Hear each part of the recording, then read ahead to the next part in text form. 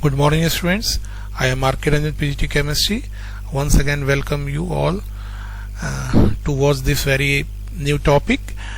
Student, this is the fourth and the last aspect of the colligative property, and which is the osmosis and osmotic pressure. तो जरा सा बच्चों देखेंगे आप लोग कि पहले मैं आपको जरा इसको इंट्रोड्यूस करा दूं कि ये ऑस्मोसिस बेसिकली होता क्या है। देखिए, आप लोगों ने देखा होगा कि कभी कभार जो है हम लोग पानी वगैरह रख देते हैं फलों के में। जैसे मैं इसको एक छोटा सा एग्जांपल लूंगा, किशमिश। आप सारे बच्चे किशमिश खाते हैं, तो आप देखेंगे कि किशमिश वगैरह को जो है हम लोग जब पानी में डाल देते हैं तो कुछ देर के बाद किशमिश फूल जाता है। इसके पीछे क्या कारण है? आपने तो पानी नहीं डाला किशमिश के अंदर, लेकिन पानी खुद ब खुद चला गया। तो यह जो एक वाटर का जो मूवमेंट हुआ, लेकिन आप देखेंगे कि किशमिश का छिलका भी फटा नहीं, छिलका एज इट इज है, उसके अंदर बस पानी घुस गया। तो इसके यहाँ एक सवाल उठकर आता है कि आखिर ऐसा क्या हुआ कि वाटर के जो मॉलिक्यूल्स थे, जो बिल्कुल प्योर फॉर्म का जो वाटर होता है जिसमें कोई भी अशुद्धियां ना मिली हो, कोई भी इम्प्योरिटीज ना हो, तो वो जो वाटर आखिर उस किसमें से चला कैसे गया? तो एक साइंटिफिक ढंग से अगर हम इसको एक्सप्लेन करें तो हम बताएंगे कि उसमें एक ऑस्मोसिस का प्रोसेस हुआ, जिसके कारण जो है सॉल्वेंट के मॉलिक्यूल यानी कि जो वाटर हमारा है उसका कंसंट्रेशन लो था। तो लो कंसंट्रेशन से किशमिश के अंदर में शुगर की हाई कंसंट्रेशन की मात्रा थी, नेचुरल शुगर की, तो उसमें वो जो है lower concentration to higher concentration water के जो है मॉलिक्यूल्स वो मूव आउट हो गए, उसके अंदर में चले गए, रेजिन्स के अंदर में, जिसको हम लोग किशमिश भी बोलते हैं। तो यहाँ हम लोगों ने पहली बार ऑस्मोसिस का प्रोसीजर देखा। तो इसके कुछ एग्जांपल्स हैं, जैसे मान लीजिए आपके स्क्रीन पे आ रहा होगा। जैसे आप देखिए कि raw mango place in a concentrated salt solution, इसको ब्राइन भी बोलते हैं, नमकीन पानी को। अचार वगैरह बनाने के क्रम में आप देखेंगे कि जब कच्चा आम को अगर बहुत ज्यादा नमकीन वाटर में डाल देते हैं तो वो आम ना बिल्कुल सिकुड़ जाता है। होता क्या है कि आम के अंदर माने मैंगो के अंदर जो वाटर के मॉलिक्यूल्स होते हैं वो हायर कॉन्सेंट्रेशन जो सॉल्ट ब्राइन सॉल्टी वाटर है उसमें चला जाता है। तो वो ऑब्वियसली है कि कॉन्ट्रैक्ट कर जाएगा, जिसको हम लोग किसरी वेल बोलते हैं, एकदम कॉन्ट्रैक्ट करके। आप देखते हैं कभी कभी आपकी गर्मी वगैरह में फूल वगैरह मुरझा जाते हैं, विल्टेड हो जाते हैं, और जैसे ही फ्रेश वाटर देते हैं दे वंस अगेन रिवाइव। तो यह भी एक प्रकार का जो है ऑस्मोसिस का ही एग्जाम्पल है। कैरोट वगैरह देखते हैं वो लिम्प हो जाता है, बिल्कुल पानी जैसे ही डालते हैं तो बिल्कुल थोड़ा फ्रेश हो जाता है। अब आप हम लोग देख लेंगे कि अब आप देखिए जरा सा कि अगर क्या है कि वे water will move into them through osmosis, ठीक है। व्हेन ऑस्मोसिस के द्वारा ही वाटर का मूवमेंट होता है। When placed water containing less than 0.9 mass by volume of salt, blood cell collapse due to the loss of water by osmosis. अब आप देखिए कि अगर मान लीजिए कि एक वाटर है जिसमें जो है, अगर आप देख लीजिए वाटर का कंसंट्रेशन 0.9 पर मास बाय वॉल्यूम जो होता है उससे अगर लेस मात्रा में रहती है तो सारे जो है ब्लड जो सेल्स हैं वो कोलैप्स कर जाएंगे। क्यों? अब आप जैसे देखिए कि वाटर बॉडी के अंदर में जो है, जो हमारे ब्लड सेल हैं उनके अंदर में जो मास बाय वॉल्यूम जो होता है उसके अनुसार से जो सॉल्यूट होता है उसका जो कंसंट्रेशन होता है उसका रेशियो यही होता है 0.9% mass by volume of the salt. अगर मान लीजिए कि बाहर में इससे अगर कम है तो क्या होगा कि वाटर जो है वो ब्लड सेल के अंदर में इंटर कर जाएगा, और जिसके कारण क्या हो जाएगा कि उसके ब्लड सेल के फट जाने के डर रहते हैं।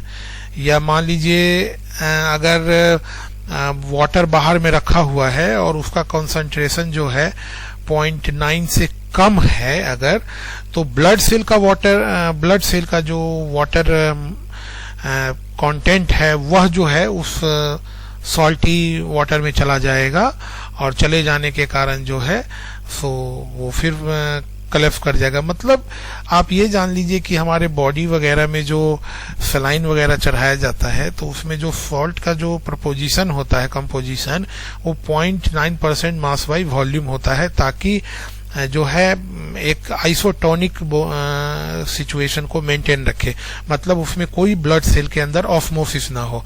अगर हम कंसंट्रेशन को 0.9% मास बाई वॉल्यूम से अगर डिफरेंट करते हैं तो उसके कारण क्या होता है कि ब्लड सेल के जो वाटर कंटेंट्स है वो बाहर निकल जाने के कारण ब्लड सेल के का ब्रस्ट हो जाना या ब्लड सेल का कोलैप्स हो जाने के चांसेस रहते हैं। अब देखिए बहुत ज्यादा अगर कोई सॉल्टी फूड वगैरह लेता है तो क्या होता है कि people taking lots of salty food experiences water retention in the tissue cell. अब इसमें भी अगर बहुत ज्यादा सॉल्ट ले लेंगे तो सॉल्ट ले लेने के कारण सॉल्ट को वाटर की जरूरत होगी भाई, तो चूंकि सॉल्ट हायर कंसंट्रेशन का मॉलिक्यूल है, तो जब उसको वाटर की कंटेंट की जरूरत होगी तो जाकर बॉडी के सेल इंटरसेलुलर स्पेस में वो जमा हो जाएगा, और जमा हो जाने के कारण जो है वो एक प्रकार का वहां पे वो फूल जाएगा वो जगह। इंटरसेलुलर स्पेस में जब वाटर कंटेंट्स की मात्रा ज्यादा हो जाती है तो वो फूल जाता है, और ये जो पफीनेस होता है ये आपको जो है इसको स्वेलिंग को हम लोग इडिमा भी बोलते हैं, यहाँ पे दिख रहा होगा आपको। उसके बाद water movement from soil into the plant. अब आप लोगों ने देखा होगा कि जर वगैरह में हम लोग पानी डालते हैं लेकिन पौधे के ऊपरी भाग तक पहुंच जाता है, तो इसमें भी पहुंचने में जो प्रोसीजर हेल्प करता है वो भी एक ऑस्मोसिस प्रोसेस ही होता है। अब आप लोग देखेंगे कि यहाँ पे preservation of meat by the salting and fruit by adding sugar to protect against bacterial action. अब क्या होता है कि इसमें अगर सॉल्ट लगा दें, वाटर अगर जो है शुगर वगैरह लगा देते हैं, तो शुगर और सॉल्ट हायर कंसंट्रेटेड एस्पेक्ट होने के कारण जो वाटर के मॉलिक्यूल्स हैं वो फ्रूट आइटम से एब्जॉर्ब कर लेते हैं, और वहाँ ऑक्सीडेशन या यूँ कह लीजिए कि बैक्टीरियल ग्रोथ को जो है ये बहुत ही इनहिबिट करते हैं, मतलब वो जो है वहाँ पे बैक्टीरिया ग्रोथ नहीं हो पाता है। इसलिए मीट वगैरह को मीट वगैरह को मैक्सिमम डेज तक प्रिजर्व रखने के लिए हम लोग जो है सॉल्ट वगैरह का यूज करते हैं। Through the process of osmosis a bacterium of the salted meat और a candied fruits loses water, shrivel and dies. Okay, तो हम लोग अब इसमें थोड़ा सा और एक एस्पेक्ट में जरा सा देखेंगे कि यहाँ से ज्यादा क्लियर हो जाएगा कि ऑस्मोसिस एंड ऑस्मोटिक प्रेशर क्या है। देखिए, मैं आपको इसको ध्यान में रखने के लिए एक बात मैं बता दूं, आप बिल्कुल नहीं भूलिएगा इस मैटर को। आप रेजिन्स का एग्जांपल याद रखिए। जैसे मान लीजिए हम लोग सबके घर में खीर बनता है, सब कुछ बनता है, तो आप देखेंगे कि उसमें ड्राई फ्रूट्स में रेजिन्स जो है, खीर वगैरह में किशमिश डालने की एक बहुत अच्छी हमारे यहाँ सिस्टम है। तो हम लोग जब उसमें किशमिश डालते हैं तो आप देखिए कि वो किशमिश फूल कर बाहर आता है, बिल्कुल अंगूर के दाने की तरह। तो इसके पीछे जो कारण होता है वो कारण ऑस्मोसिस का ही प्रोसेस होता है। और ऑस्मोसिस में क्या है कि लोअर कंसंट्रेशन से हायर कंसंट्रेशन की ओर सॉल्वेंट का मूवमेंट होता है। इस चीज को थोड़ा ध्यान में रखना है। तो इसी को डेफिनेशन के रूप में है, जरा देख लीजिए। Only solvent molecule can pass through a semi permeable membrane.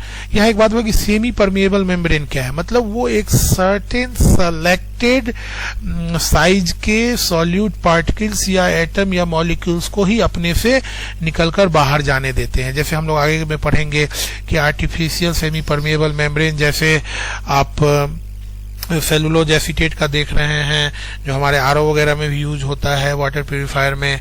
Natural में आप देखेंगे कि पिग ब्लैडर का जो पार्चमेंट वगैरह होता है वो सब सेमी परमिएबल मेम्ब्रेन के रूप में काम आता है। आप देखेंगे कि एग वगैरह के सेल को, जब एग का सेल कैल्शियम कार्बोनेट का जो बना होता है उसको जब हम लोग हटाते हैं तो देखते हैं कि उसके छिलके के नीचे जो एक पतली सी जो एक बिल्कुल फिल्मी सा एक लेयर होता है, वह भी जो है आपके सेमी परमिएबल मेम्ब्रेन का जो है वो एक एग्जाम्पल है। तो यहाँ पर है कि if the membrane is placed between the solvent and solution, the solvent molecule will flow through the membrane from pure solvent to the solution, and this process of flow of solvent is called osmosis. अब जरा सा देख लीजिए osmotic pressure क्या है। मान लीजिए कि सॉल्वेंट से सॉल्यूशन की तरफ सॉल्वेंट के मॉलिक्यूल का फ्लो हो रहा है, लेकिन अगर आप क्या करें कि सॉल्यूशन के ऊपर में एक प्रेशर बढ़ा दें, और वो प्रेशर इतना बढ़ा दें कि सॉल्वेंट का मॉलिक्यूल सॉल्यूशन में आना बंद हो जाए, तो जिस प्रेशर पे वो बंद हो जाएगा ऑस्मोसिस जिस प्रेशर पर बंद हो जाएगा वह प्रेशर ही ऑस्मोटिक प्रेशर कहलाता है। अब जरा सा इसके डेफिनेशन से देखिए, the flow of solvent from its side to the solution side across a semi-permeable membrane can be stopped if some extra pressure is applied on the solution. This pressure that just stop the flow of solvent is called osmotic pressure of the solution. इसको हम लोग next video में just आगे हम लोग और अच्छे से देखेंगे। जरा सा देखिए इसको, देखिए यहाँ पर ये जो एक प्रकार का आपको ऑस्मोटिक प्रेशर को समझाने के लिए एक मैकेनिकल व्यवस्था की गई है। आप यहाँ देखें कि दो कंटेनर हैं, एक ये इधर वाला जो हमारे लेफ्ट हैंड साइड को दिख रहा है और एक ये राइट हैंड साइड में दिख रहा है। लेफ्ट हैंड साइड में सॉल्यूशन हो गया और राइट हैंड में सॉल्वेंट हो गया, और ये बीच में यही आपका सेमी परमेबल मेम्ब्रेन रखा हुआ है। और यहाँ एरो के द्वारा देखिए P एटमॉस्फेरिक प्रेशर है, इस पे साधारण प्रेशर है, और यहाँ P एटमॉस्फेरिक प्रेशर। और ये जो आपको एक साइन दिख रहा है, बेसिकली ये जो साइन है वो लैटिन साइन है, और लैटिन का एक अल्फाबेट है जिसको हम लोग पाई बोलते हैं। ये पाई है, ये वही मैथमेटिक्स वाला जो है 3 पाई जो होता है, जिसका 22/7 या 3.141 कहते हैं। तो यहाँ खैर उसकी हम लोग वैल्यू नहीं लिखेंगे, लेकिन जस्ट हम ऑस्मोटिक प्रेशर को सिंबलाइज करने के लिए इसको दिखा रहे हैं। अब इसमें होता क्या है कि सॉल्यूशन का कंसंट्रेशन हाई है और सॉल्वेंट का लो है, तो इसमें सॉल्यूशन, इसमें जो मूवमेंट होगा वो सॉल्वेंट से सॉल्यूशन की तरफ मूवमेंट हो जाएगा। तो जैसे ही ये मूवमेंट इधर की ओर हो रहा है, तब हमने अचानक क्या किया कि इसके ऊपर में ना प्रेशर को इंक्रीज करना शुरू कर दिया, और इंक्रीज करते करते एक ऐसा मोमेंट आया कि इसमें सॉल्वेंट के मॉलिक्यूल्स का सॉल्यूशन के मॉलिक्यूल्स में जाने का जो प्रोसेस है ना वो रुक गया। तो जिस प्रेशर पर, जितना प्रेशर हमने इंक्रीज किया, जिस प्रेशर पर ये सॉल्वेंट का मॉलिक्यूल का फ्लो रुक जाएगा, उसी प्रेशर को हम लोग ऑस्मोटिक प्रेशर बोलेंगे, और इसको हम लोग इन्हें यहाँ पाई से डिनोट किया है। यानी एटमॉस्फेरिक प्रेशर तो जितना यहाँ है उतना यही है, लेकिन एटमॉस्फेरिक प्रेशर के अलावे आपने यहाँ एक प्रेशर डाला है, इसीलिए यहाँ पर P एटमॉस्फेरिक प्लस पाई दिखाया जा रहा है। अब आइए अभी हम लोग इसको जो है ना क्वांटिटेटिवली कैसे कैलकुलेट करते हैं। जैसे osmotic pressure is proportional to the molarity. Molarity मतलब मोलैरिटी इसको हम लोग C से डिनोट करते हैं ऑफ द सॉल्यूशन। सॉल्यूशन की जो मोलैरिटी होता है उसका ये प्रोपोर्शनल होता है at the given temperature. Temperature भाई इसमें फिक्स होना चाहिए। तो यहाँ देखिए पाई जो है ये प्रोपोर्शनल CT का हो गया, C is the concentrate, C जो है यहाँ मोलैरिटी हो गया जो बाद में कॉन्सेंट्रेशन का टर्म होता है, और T जो है टेम्परेचर हुआ। जब हम प्रोपोर्शनल साइन को हटाएंगे तो प्रोपोर्शनैलिटी कांस्टेंट जो कि R यहाँ गैस कांस्टेंट के इक्विवेलेंट है, तो उसको डाल दिया, और फिर देखिए CRT लिख दिया। अब यहाँ पर जो है हम लोग कॉन्सेंट्रेशन है इसको थोड़ा डिफाइन करेंगे। तो ये डिफाइन इसका क्या होता है, C equal to N2/V। N2 is the moles of the solute in the given volume. देखिए V is the volume of the solution in litre containing N2 mole of the solute. ठीक है, तो अब मान लीजिए कि अगर W2 ग्राम ऑफ सॉल्यूट जो है मोलर मास M2 में प्रेजेंट होगा, तो N बराबर W2/M2 हो जाएगा। आप पहले भी इक्वेशन से जानते हैं कि अगर हमें मोल निकालना है तो given mass divided by molar mass करते हैं, तो वही फॉर्मूला यहाँ लगाया हुआ है, N2 equal to W2/M2, where W2 जो है वजन है, मतलब वेट है गिवन सॉल्यूट का, और M जो है उसका मोलर मास है। तो जब N2 की वैल्यू को इस जगह हम लोग पुट कर देंगे, और फाइनली पुट करने के बाद C की वैल्यू को इस इक्वेशन में, पाई वाले इक्वेशन में डाल देते हैं, तो हमारा इक्वेशन इस तरह से आता है, देख लीजिए, पाई V इक्वल टू W2RT/M2, और फाइनली जो है M2 that is the molar mass of the solute equal to W2RT/πNV।